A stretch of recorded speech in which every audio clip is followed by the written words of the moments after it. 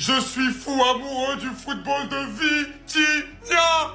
Acclamez, applaudissez, proclamez Vitinha. Le Portugal se présentait pourtant face à l'Allemagne avec ce crack talentueux, genioso sur le banc des remplaçants. Le Portugal est mené 1-0 après l'ouverture du score de Florian Wirtz, pardon. Le Portugal fait rentrer Vitinha. En 10 minutes, le match change. L'impact qu'il peut avoir sur le jeu d'une équipe, comme il a au Paris Saint-Germain, comme il a eu dans cette finale de Ligue des Champions notamment. Et 3 jours après, il est remplaçant, alors que le mec, il a fait la fête, il a célébré toute une saison où il a tout donné. Il revient 3 jours après, demi-finale de Ligue des Nations, il rentre, son équipe perd 1-0, il change tout le match. En 10 minutes, son équipe mène 2 buts à 1 avec lui sur le terrain. Et ce qu'il fait à la fin du match, Non mais vous avez vu les gars, le petit pont, le crochet, double contact, il le rend fou. Même Margoton et Lizarazu, ils gueulaient devant la télé. Ce mec est fou. Cette action, je vous la mettrai dans une autre vidéo, mais les gars, ce petit est fou. Criez tous. Vitinha! Florian Wirtz, c'est quelque chose, les gars. C'est réellement quelque chose. On le dit depuis un moment au Bayer Leverkusen. Là, il va passer là sûrement, voilà, le step au-dessus. Mais on le voit encore en sélection nationale. Pourtant, orphelin de Musiala ce soir. Certes, l'Allemagne sort contre le Portugal, mais lui, il est en haut. Lui et Joshua Kimmich, qu'on n'oublie pas, dont j'ai très peu parlé cette saison d'ailleurs, je m'en excuse, mais qui est énorme. C'est-à-dire sur le but, le 1-2 et la passe de Kimmich pour Florian Wirtz, c'est du génie. Mais Florian Wirtz, son match, c'est extraordinaire. La vision de jeu, les déplacements, la technique, c'est incroyable. La passe qu'il fait là, de l'autre côté du terrain, là, quand il est sur la ligne de touche, le renversement qu'il fait, qui est limite une passe décisive dans la surface pour son coéquipier, c'est tout simplement exceptionnel.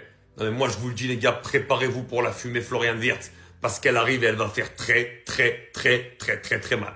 Oh toi Cristiano Ronaldo, qui trouve encore le moyen, à 40 ans, d'être décisif en donnant le but de la victoire à ta sélection nationale dans une demi-finale de Ligue des Nations. Totalement représentatif de ton image, de celle du game changer, dans les moments importants. Le résumé de ta carrière.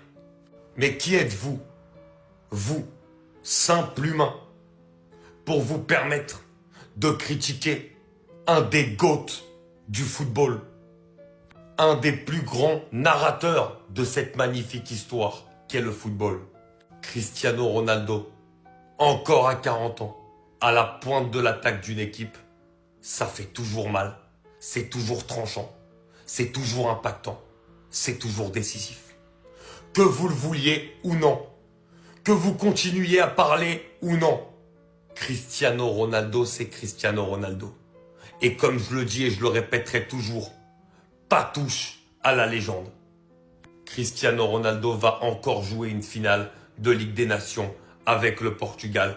Et il nous montre surtout qu'il est prêt pour l'ultime défi de sa carrière, la Coupe du Monde 2026 l'année prochaine. Qui c'est trop? J'ai déjà fait une vidéo sur lui cette année, ou plusieurs même, lorsqu'il a commencé avec la Juve. On a un petit crack. Et je le dis, hein, depuis le début de la saison, quand je vois ce qu'il fait avec la Juve, c'est un monstre. Et on parle beaucoup de l'entrée de Vitinha, mais celle de Conceição aussi a changé énormément de choses. Les débordements qu'il a fait côté droit, dès qu'il est rentré, il a foutu sans cesse la zizanie dans le couloir gauche allemand. Franchement, il les a rendus fous. À tel point que les centraux étaient obligés de venir aider. Il a rendu fou tout le monde. Ses incursions, elles étaient exceptionnelles. Son but, il est incroyable.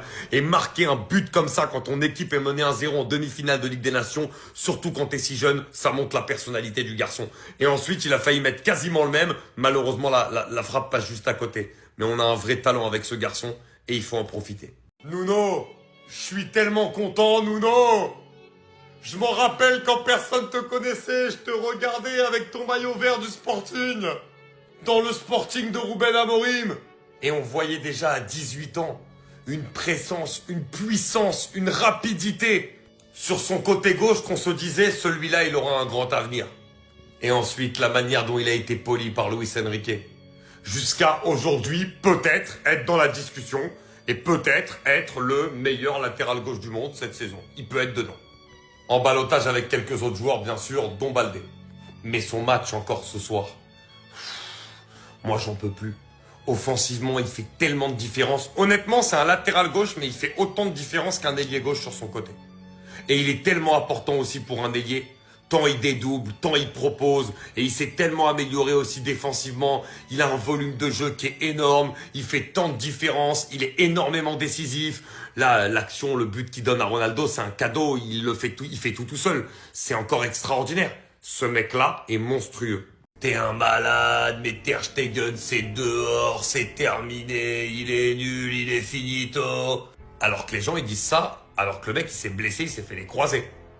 Donc le mec qui s'est fait les croisés, il a pas joué pendant 1 an, et tout le monde dit il est finito. Quel rapport? Il a été blessé. J'espère que vous avez vu la fin du match et le double arrêt neueresque, parce que il n'y a pas d'autre mot pour décrire le double arrêt qu'a fait Ter Stegen ce soir, et l'autre arrêt qui sort juste après, pour vous dire que ce mec-là était très loin d'être finito.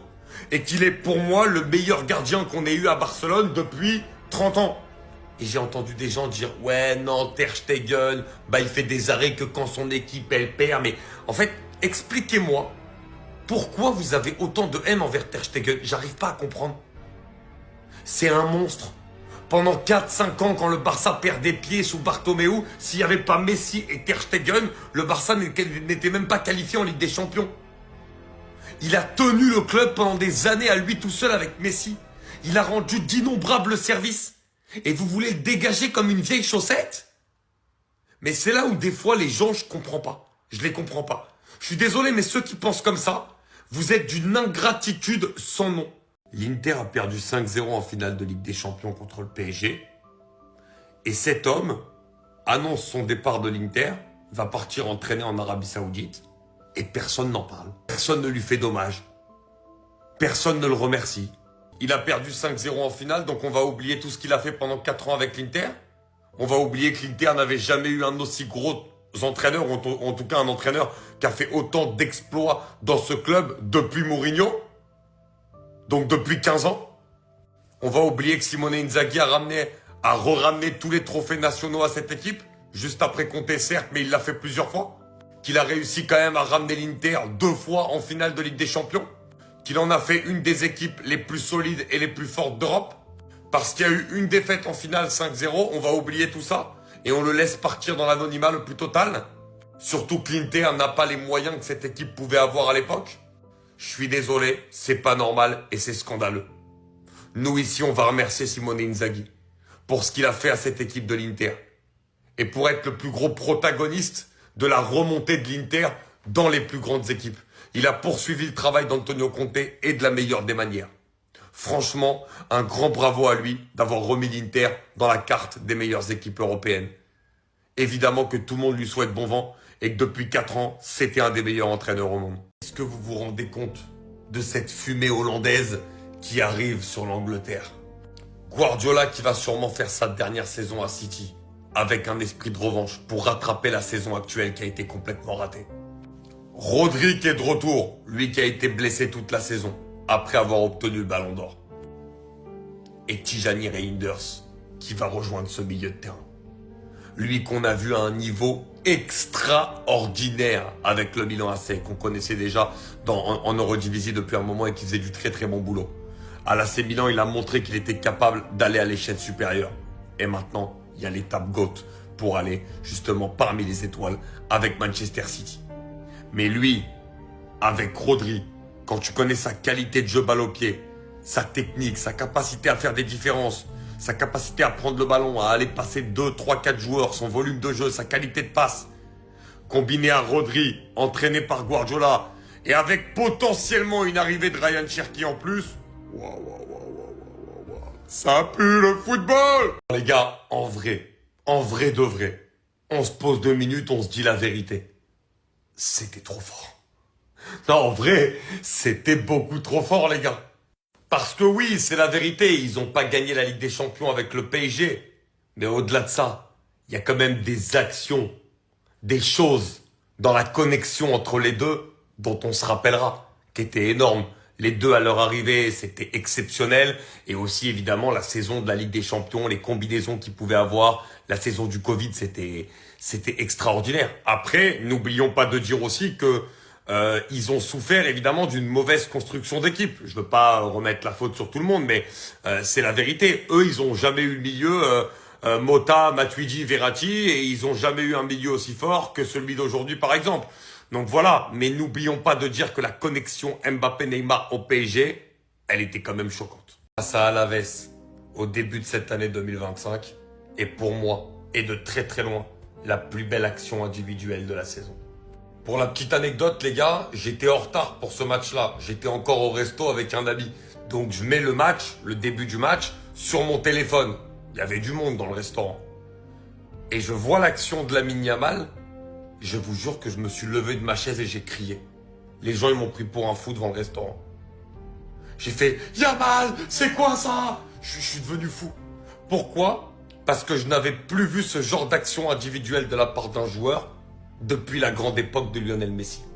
Et c'est cette action, faite par un mec de 17 ans et demi, qui nous prouve que l'on a bel et bien affaire à un ovni pour les prochaines années de football.